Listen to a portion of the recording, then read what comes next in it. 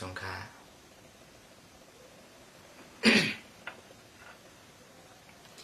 เมื่อในเดียวขอความอันมีพรหลีอันมีกาขัน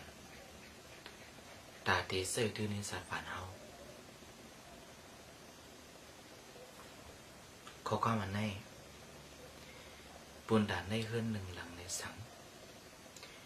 ปุนดาในย่องหนึ่งหลังในสังปุนดาในวันในสวนปุนดาในหมู่ในซุ้มปุนดาในนาการเฮามันเด็กเขาดื้อไหลดังนำกาย้อนเบอร์นั้นใครเอาคอกว้างอันไหนเสียแหละพักตอนถึงหมู่ซุ้มคนหนุ่มเขาน้องยิงน้องใจเอาเขาอยู่ยังว่าตีเปลี่ยนโคความอันกำแทงสาดฝันน้อยยิงน้องใจเอาเขาคนหนุ่มเขาขอความเมื่อไหร่อยู่ค่ะ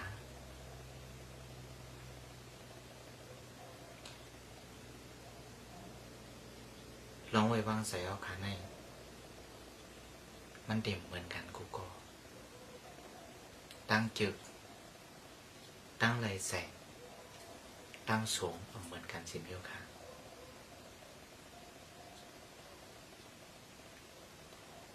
เปลืองแตกมัน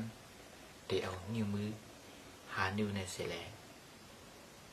แตกหนีกว่าน้องยินน้องสาวเขาคนของเขาดังเสียงนิ้วมือหานิ้วในผมมีมือนิ้วจี้นิ้วกลางนิ้วตามนิ้วไกวมีหานิ้วค่ะตรงไหนเนาะในหานิ้วในน้องยินน้องสาวเขาเกี่ยวนิ้วไหลน้ำใส่เขาไหลใส่นิ้วไหลนี่ก็ไปเด็กเอาหางแผงมันนิ้วซี่นะเขาเดินหนีเพื่อนได้สั่งเขาเดินหนีเพื่อนเสียอันได้สั่งเขาเอานิ้วซี่เขาเนี่ยซี่เด็เพื่อนขยับบอกว่านิ้วซี่ไหนมันไข่เสียเพื่อนในเขา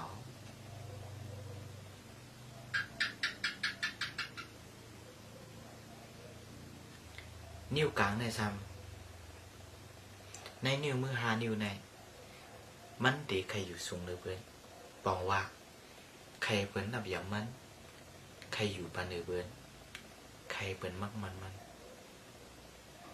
ในเป็นน้ำใสนิ้วกลางนิ้วตามซ้ำย้อนปืนป้อค่ะห่างเคินออกมาหน้ายิ่งว่าคนใจพอตีห่างสอบตีกว้างเสียงปนอย่างเขาขาใกล้สุดนิ้วตามไหนบอกว่านิ้วตามไหนมันเจียวต่างห่างอีนะครับก็ได้นิ้วก้อยในซ้ำในนิ้วมือหานิ้วไหนมันเล็กเลยเพื่อนครับบอกว่ามันตึงมีเศษลูกอ่อนอยู่นะครับบอกใส่เนาะ แต่ว่านิ้วซี่ในมันไก่สลาเพิ่นเพราะว่าน้ำใสว่าไก่เปลี่ยนคนนิ้วซี่เพราะไหนซื้อเพราะเขามีน้ำกัดเต้มีปิ่นหยาเต้มีดังหูเต้เพราะไหนซึ่งเขาเฮ็ดสลาเพิ่นเขาอ่อนโหเพิ่นเขาซีเพิ่นเขาสั่งเพิ่นไหลเขาอันไหนเลี้ยวกลุ่มมันเด็ดๆค่ะก้อยค่ะเพราะว่าน้ำกัดก็มีปิญญาก็มีตั้งหูตั้งหันก็มีน้ำกัดตาได้อ่อนหูเปิ้นก็มีเพราะไหนซ้ำว่าใครเฮ็ดสลาเปิ้นอยู่ที่ไรก็ใครอ่อนหูเปิ้นใครเปิ้นซ้อมสลังเจ้าเก่าใครเฮ็ดสลาเปิ้นก็กูดีเพราะไหนได้ก็เปิ้นสั่งนำมือเปิ้นสั่งนำมือหน่อยน้องสาวเขานิ้วกลางใครอยู่สูงหรือเบิร์เพราะว่าเขาขามีศีลศีลธรรมเขามีสมาธิ เขามีปัญญาสิกขาศีลสมาธิปัญญาสิกขา3 เปิงเนี่ยเตรียมทวนพวกในเซนผีโกนนับยำโกนก่อนนับยำเขาเพราะว่าศีลสินธรรมก็จะมีสมาธิมีปัญญาตั้งหัวตั้งหันมีอัมหูเขียนหูอัมโมเขียนโมอัมมีปัญญาเขียนมีปัญญาพวกไหนสิกำเดินมันมาเขาสั่งอะไรอายเบอสั่งทางที่เขาออกปองใจเนาะน้อยน้องได้เขานิ้วตามเนี่ยมันเจ็บตาหางดีกูน้องไหนไปก็เจ็บตาหางดีกูก็ใครหางดีในเบียนสภาวะดอกกากวนก็ค่ะลองไว้เงินไว้ครั้งลองคุณดังไว้ลองใส่ลองตีเขาดังเสียงแน่เพราะว่าเขามีเขาเตรียมโดนเขาไหวเขาตีเขาหนุ่มเขาไหวกว่านี้เขาเกี่ยวกลางเปิ้นบ่ในกองแคมเด็ดๆไก่หางลีเปิดคนก้นหางลีเปิดเคืองคู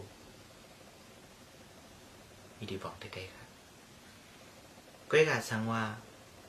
เจ้าก่อซ้ำมีคู่นงดังมวยไม่เตรียมโดนคู่เงินโคคำไหวมีซ้ำไก่หิมเปิ้นไว้ซ้ำไก่หิมเปิ้นนุ่งซ้ำไก่หิมเปิ้นตึงพวกในเส้นความได้ว่าเอาความประเทศทางเจ้ามันอยู่ตารางอาหูเขาไหมครับนั่นก็เลยหายไปเนาะก็ได้สำนิ้วก้อยเนี่ยในนิ้วหานิ้วเนี่ยมันเล็กหรือเบิ้นครับปอตึกใส่ลูกวัดในเฮือนในยี่เขาขาดเปลี่ยนก้นก็เล็กหรือเบิ้นก็เล็กก้นลื่นเบิ้นชุดออกเสียลูกวัดมันมีปัญหาครับยอเพราะว่าปอโซเฮิร์นมีโซเฮิร์นซ้ำออกเสียล้วนเปิ้นในเด็กก่อนตาเฮิร์นอันนั้นสาวลูกสั่งฟังครับในวันในสวนเขาเป็นก้นธรรมดายุ่ไว้เสียล้วนแค่เราเลี้ยวๆให้ก่อไปกุศลจันทีไรสีด้าก็เพราะว่าเป็นผู้อ่อนหูว่าผู้อ่อนหูอื่นผู้อ่อนหูหมูจุ้มเขาซ้ำออกใส่หลวนอยู่ซึ่งหนังหลวนพวกนี้จริงลุกต้องปองไปโกนวันโกนสวนโกนในข้างในสั่งทางที่เขาออกปองใส่เนาะ